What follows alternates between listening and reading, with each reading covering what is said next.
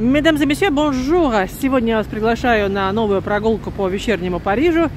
И сегодня мы прогуляемся по тем кварталам, где не были в прошлый раз. Елисейские поля, площадь Согласия и улица Сент-Оноре. Vous êtes prêts? Alors on y va!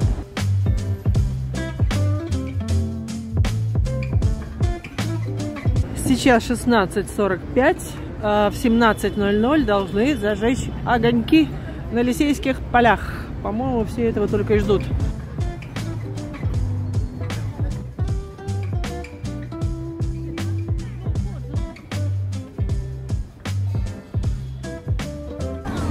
Пьер Эрме, вы уже знаете, это знаменитый кондитер. Давайте зайдем, там интерьер интересный. Здесь магазин Окситан, где продают разнообразные духи, кремы и так далее. А рядом, смотрите, Пьер Эрме продает макарон.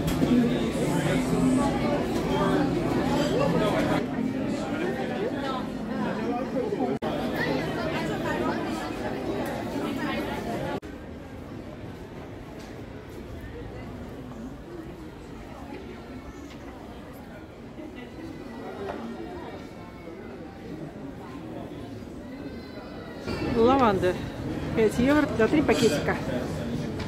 Если вы ищете подарки к Новому году, то почему бы не прийти сюда? Прекрасный выбор мыла. Какие ароматы замечательные.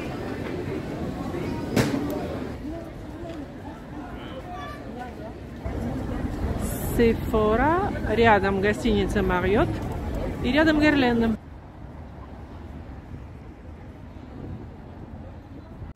Герлен очередь.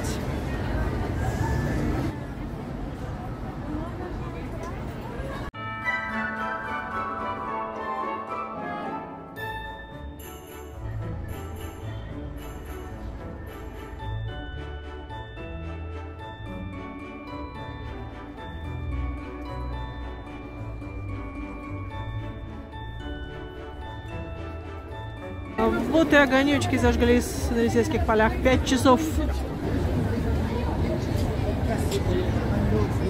Как всегда, в Ля Дюре на Елисейских полях очередь в кафе, и чтобы купить макарон.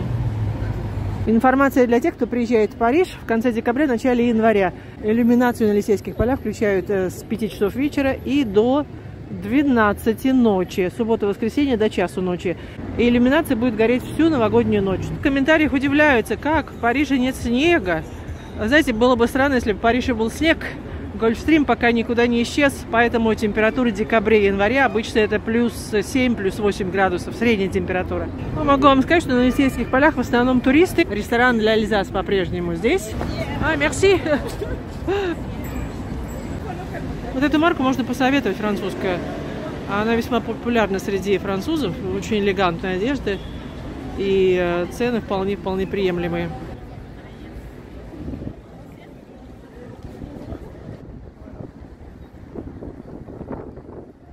Сеть ресторанов Антрикот очень популярна в Париже, всегда очередь. Хотя я была в этом ресторане, честно говоря, мясо как мясо, ничего особенного.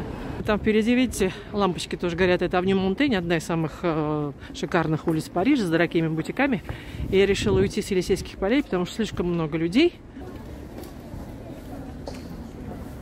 Красивая витрина. Это цветочный магазин. В этом квартале мало что изменилось. Ресторан Авеню, здесь действительно вкусная кухня. Dior магазин. Слушайте, там очередь стоит, по-моему, в километр, если не больше. Непонятно, почему так много людей. Или они фотографируют... они фотографируют, наверное, витрину Dior.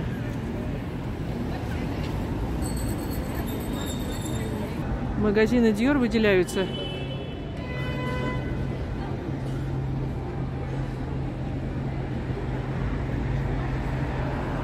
Авеню Монтень.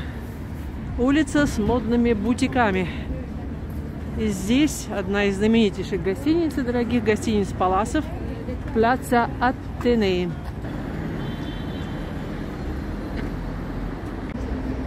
Вот это есть гостиница Плаца Атенеи.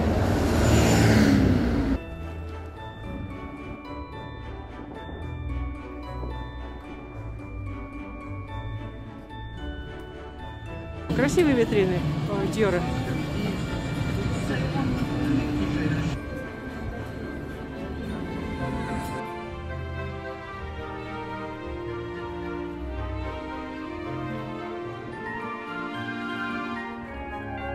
Сейчас перейду на другую сторону и также буду снимать, как эти люди снимают.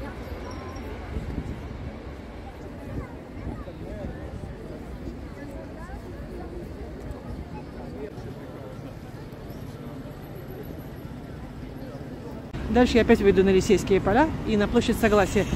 Там в этом году поставили рождественскую деревню. Вы видите этот голубой купол? Это большой дворец Гран-Пале. И на новогодние праздники рождественские здесь установили ледовый каток, так что можно покататься на коньках.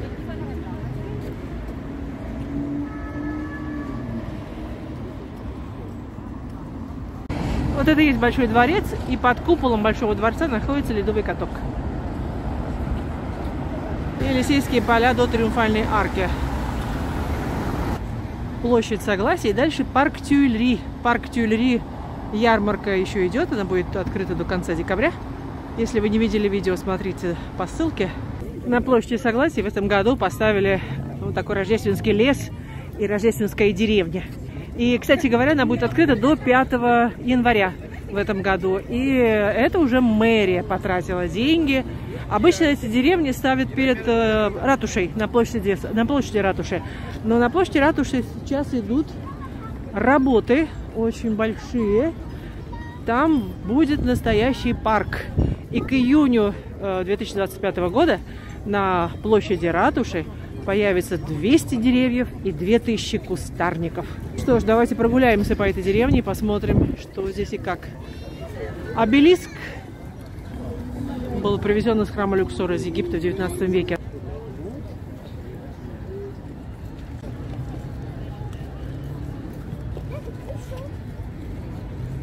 Выйти Эйфелеву башню. Ла Тур Эйфель. Неплохо. Как-то уютно сразу стало на этой площади Согласия. И очень смешная скульптура. Олени украшают площадь, современное искусство. А вот там дальше можно прокатиться на санках.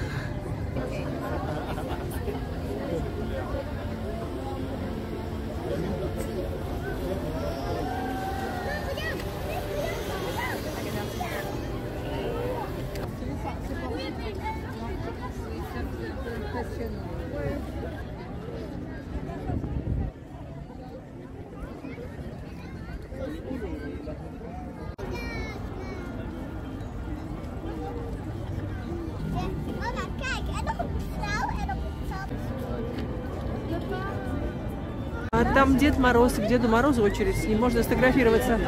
Здесь установлены витрины с декорациями новогодними.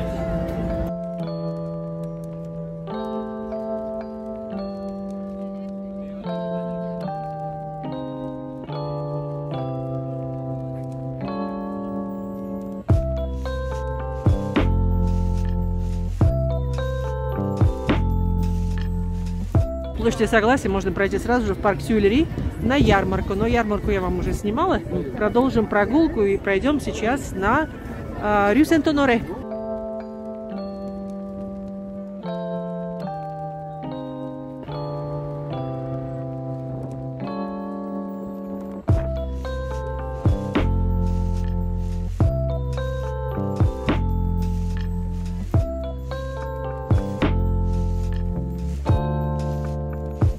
На улице Сент-Оноре настоящий спектакль. Это Диор, а это Шанель.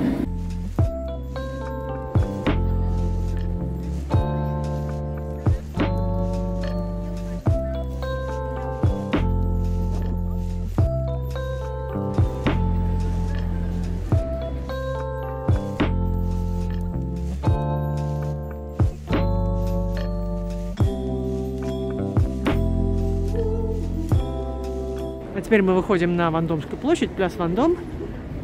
В 20 километрах от Парижа находится Версаль. Я вам предлагаю продолжить нашу прогулку в городе Версале. Версаль в воскресенье. Я приехала на рынок. И давайте посмотрим атмосферу Версальского рынка в воскресенье 22 декабря, за 2 дня до Рождества. Рынок этот называется Нотр-Дам, и рынок был основан королем Людовиком XIII в 1634 году. Позднее его сын Людовик XIV, король Солнца, приказал расширить рынок, чтобы обеспечить хорошее снабжение зарождающегося Версаля. После революции рынок приходит в упадок, и только в середине XIX века ветхие старые здания были снесены, их заменили нынешние крытые павильоны, и новый рынок был открыт в 1842 году. Думаю, что о Версале нужно сказать несколько слов. Город находится от Парижа в 20 километрах всего лишь. Ну, как вы знаете, здесь в Версале Королевский дворец. Естественно, что начиная с конца 17 века здесь селилась публика, близкая к королю. Дворяне французские, аристократы и буржуазная публика, позднее финансовая буржуазия.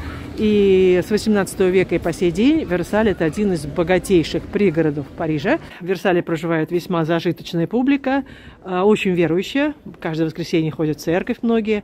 И у многих 3, 4 и больше детей. И услышать фортепиано. Это самба?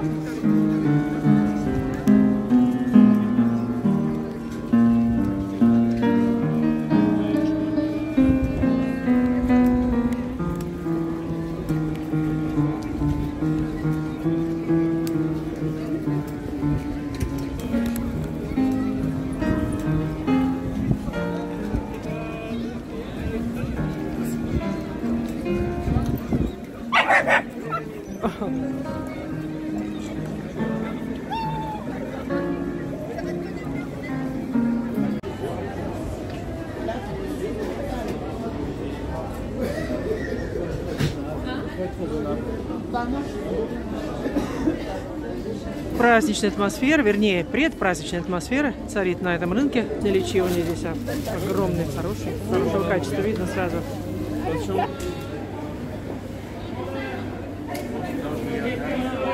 Носками не случайно украшают, потому что именно в носках можно найти подарки. Дети найдут подарки 25 декабря рано утром. Мороз торгует ветчиной.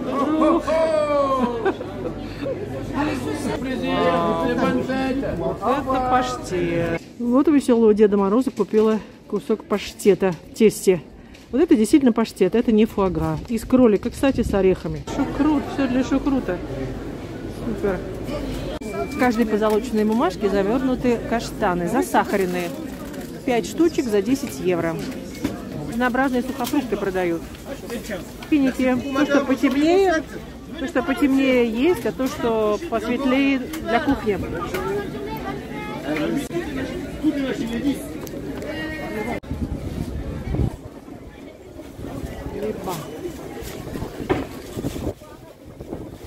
Я вам рассказывала, какое же Рождество без даров моря. Вот уже, видите, все приготовлено. Устрицы, креветки. Красивый здесь у них рынок рыбный. Устрицы можно купить и поштучно. Вот, пожалуйста, сколько здесь? 12 штук. 19,90. Арени де мер. 19,80. Гамбас. Лангуст де Брetagne. 148 евро килограмм.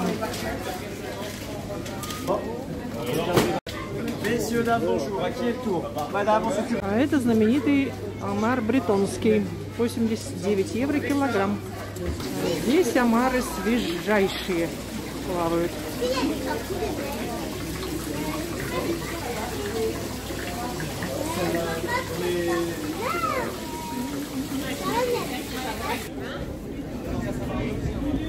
Вкусно пахнет выпечкой. Вот здесь очень хорошая булочная, кондитерская. Обычно я здесь покупаю круассаны или какую-либо выпечку. Ну, традиционные бюш де Нуэль, о которых я вам уже рассказывала в предыдущем видео.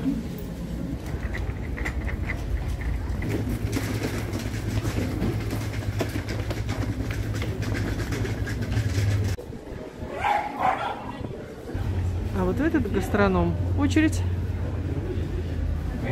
Видимо, здесь вкусные продукты, поэтому очередь.